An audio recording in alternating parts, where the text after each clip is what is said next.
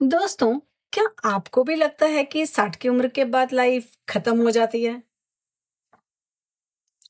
अरे बाबा, ये दुनिया का सबसे बड़ा मिथ है। जी हाँ, इस दुनिया का सबसे बड़ा मिथ है। असल में 60 के बाद की लाइफ आपकी सबसे मीनिंगफुल चैप्टर हो सकती है, बशर्ते आप जानते हो कि खुशी कहाँ से आती है। अगर आप 50 प्लस हैं, रिटायरमेंट के करीब हैं या हाल ही में रिटायर हुए हैं और सोच रहे हैं कि आगे की लाइफ में मैं खुशी या खुशहाल जिंदगी कैसे जी सकता हूं, तो ये वीडियो सिर्फ आपके लिए है। नमस्कार दोस्तों, मेरा नाम है मीना कर्माकर और मैं हूं रिटायर विथ पर्पस मूवमेंट की फाउंडर। आज मैं आपसे जो बात कहना चाहती हूँ या जो हम आज बात करने वाले हैं, वो मैं ऐसे प्रूवन वेज के बारे में बात करूंगी जो 60 के बाद की लाइफ को खुशहाल बनाते हैं। और मैं ये बता दूं, ये सिर्फ थ्योरी नहीं है, ये मैंने खुद अपनी लाइफ में अप्लाई भी किए हैं। साथ साथ दोस्तों, एक स्टडी की तरफ भी मैं आपका ध्यान ले जाना चाहती हूँ। हार्वर्ड यूनिवर्सिटी की 85 इयर्स लॉन्ग रिसर्च कहती है कि 60 साल के बाद की खुशी का सबसे बड़ा सीक्रेट सिर्फ पैसा नहीं है, रिलेशनशिप है, आपके लोग हैं, आपका सोशल सर्कल है और सबसे ज्यादा आपका सेंस ऑफ पर्पस। लेकिन हमारे देश में क्या होता है? 60 साल के बाद लोग 3 चीजें करते हैं। पहला, टीवी देखते हैं, घर बैठ जाते हैं, और जिनके बच्चे बाहर काम करते हैं वो अपने बच्चों के फोन का इंतजार करते हैं। ये खुशी नहीं है, ये गिव अप है। आप रिटायर हो सकते हो, लेकिन आपका एक्सपीरियंस कभी रिटायर नहीं होता, आपके विजडम कभी रिटायर नहीं होती, और आपकी वैल्यू तो कभी रिटायर हो ही नहीं सकती। इसीलिए मैं हर वीडियो में इसको रिपीट करती हूँ। तो आज की वीडियो में अब हम चलते हैं, वो 5 रास्ते देखते हैं। वो ऐसे कौन से 5 रास्ते हैं जो आपकी जिंदगी को खुशहाल बना सकते हैं। सबसे पहला, आपका डेली रूटीन बनाइए। रिटायरमेंट के बाद ना सबसे बड़ा लॉस सैलरी का नहीं होता, स्ट्रक्चर का होता है। 30 साल 40 साल आपके पास एक रूटीन था, उठने का समय था, ऑफिस जाने का समय था, मीटिंग्स थे, लंच ब्रेक्स थे, वो सब अब चला गया। और बिना स्ट्रक्चर के दिन कैसे गुजर जाता है आपको पता भी नहीं लगता होगा, क्योंकि आपको लगता होगा कुछ किया ही नहीं। इसीलिए एक सिंपल रूटीन बनाइए। सुबह उठने का समय जरूर तय करें। मॉर्निंग वॉक कर सकते हैं, पढ़ने का समय निकालें और कुछ नया सीखने का समय निकालें। जी हाँ, लर्न करने का समय। मैं बता दूं, आपकी ब्रेन जो है ना, आपके पास ये जो ब्रेन है, वो मेरा 60 साल के बाद भी न्यू स्किल सीख सकता है, और इसका साइंटिफिक प्रूफ है। जी हाँ। दूसरा, अपने सोशल कनेक्शंस को एक्टिव करिए। अगर आपके डेड हो चुके हैं तो एक्टिव करिए, नहीं तो अगर आपने अच्छे रखे हैं तो वेरी गुड। क्योंकि हार्वर्ड स्टडी कहती है कि 60 के बाद लोनलीनेस आपकी हेल्थ को स्मोकिंग के बराबर नुकसान पहुंचाती है।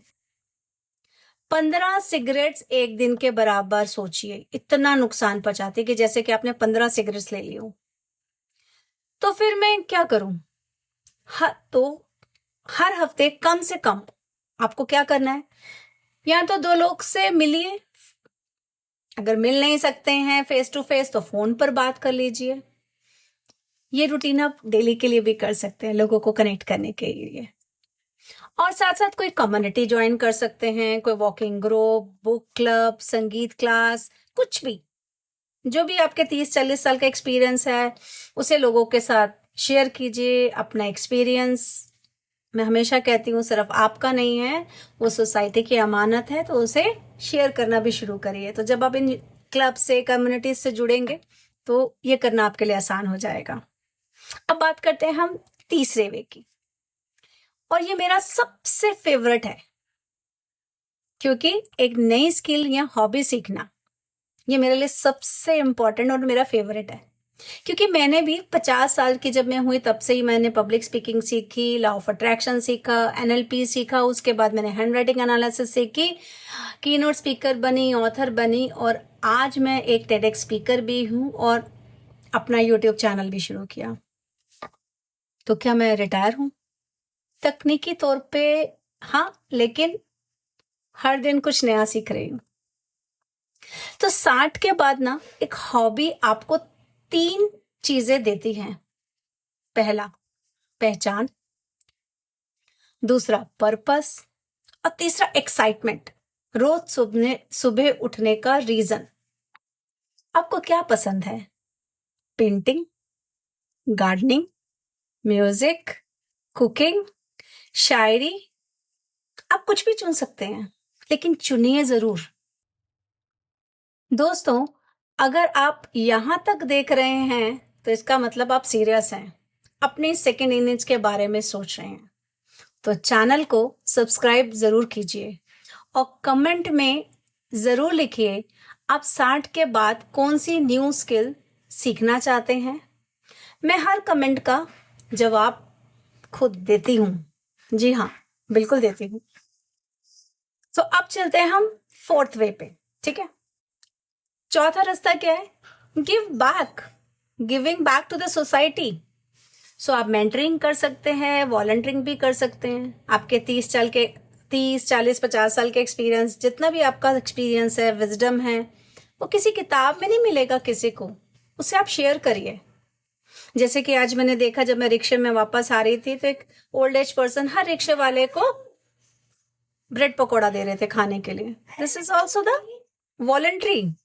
तो किसी इसके साथ साथ आप किसी यंग प्रोफेशनल को मेंटर कर सकते हैं, किसी एनजीओ में वॉलंटियर कर सकते हैं, अपनी सोसाइटी में भी आपको इनिशिएटिव ले सकते हैं। जब आप किसी और की लाइफ में वैल्यू ऐड करते हो ना, तो आपकी खुशी अपने आप बढ़ जाती है। और ये साइकोलॉजी है कि जब हम देते हैं तो हमारे ब्रेन में डोपामाइन रिलीज होता है, यानी दूसरों की हेल्प करने से आपको खुशी मिलती है। उसको करने में तो दिक्कत नहीं है ना, खुशी का रास्ता है। 5वां, सबसे जरूरी, अपनी हेल्थ को जरूर प्रायोरिटी बनाइए। हर 6 मंथ्स में अपने टेस्ट कराएं, फिजिकल ही नहीं, मेंटली भी आप अपने आप को हेल्दी रखें। तो रोज ये जो 30 मिनट्स की वॉक है ना, उसके साथ साथ आपको अपने डाइट पे भी ध्यान रखना बहुत जरूरी है। और मेंटल हेल्थ तो उससे ज्यादा जरूरी है, क्योंकि अगर आपको लगता है कि उदासी आ रही है, तो कुछ अच्छा नहीं लगता है, तो इसे नजरअंदाज ना करें। आप बात कीजिए किसी प्रोफेशनल से, किसी की हेल्प लीजिए। मैंने भी अपने हेल्थ क्राइसिस में ना यही सीखा, और जब मैं हॉस्पिटल के बेड पर लेटे लेटे सोच रही थी ना, जब मैं उस क्राइसिस से निकल रही थी, तो मुझे भी यही समझ में आया कि यार, रिटायरमेंट प्लानिंग ना सिर्फ पैसा बचाना नहीं है, अपनी हेल्थ पर इन्वेस्ट करना भी मुझे उतना ही जरूरी है। और मैं तो और ज्यादा अच्छे से ध्यान रखती हूँ अपना, क्योंकि मुझे आप तक अपना जो भी नॉलेज एक्सपीरियंस है शेयर करना है ना, इसलिए। सो दोस्तों, आज हमने 5 रास्तों की बात करी जिससे आप खुश रह सकते हैं। सबसे पहला, अपना डेली रूटीन बनाइए। दूसरा, सोशल कनेक्शन एक्टिव करिए। तीसरा, एक न्यू स्किल या हॉबी सीखिए। चौथा, मेंटरिंग या वॉलंटियरिंग से गिव बैक कीजिए, सोसाइटी को दीजिए। 5वां, प्रायोरिटी बनाइए अपनी हेल्थ को, not only physically but health, mental health को भी प्रायोरिटी दीजिए। 60 के बाद की खुशी ना एक्सीडेंट से नहीं आती है, वो चॉइस से आती है। आप चूज करते हैं कि आपकी लाइफ आप कैसे जीना चाहते हैं। इसलिए मैं कहती हूँ, मेरा मानना है कि आप रिटायर तो हो सकते हैं, लेकिन आपका एक्सपीरियंस आपकी रिटायर नहीं हो सकती, आपके विजडम कभी रिटायर नहीं होती, और आपकी वैल्यू तो कभी रिटायर हो ही नहीं सकती। सो चैनल को अभी तक अगर आपने सब्सक्राइब नहीं किया है तो प्लीज चैनल को सब्सक्राइब जरूर करें। साथ साथ मैं चाहती हूँ कमेंट में लिखिए इन 5 में से आपका सबसे फेवरेट कौन सा वे है, वो आप कमेंट बॉक्स में ज़रूर लिखिएगा, मैं रिप्लाई करूँगी। और अगली वीडियो में मैं बात क्या करने वाली हूँ, इस बार मैं वो भी बताने वाली हूँ। तो अगली वीडियो में आपसे मैं बात करूँगी कि रिटायरमेंट के बाद उदासी से कैसे आप बाहर आएँ। मीन्स रिटायरमेंट के बाद डिप्रेशन सा लगने लगता है ना, आप उससे कैसे बाहर आएँ। मैं हूँ मीना कर्माकर और आपकी सेकंड इनिंग्स शुरू होती है यहीं से। Thank you. जय श्री कृष्णा।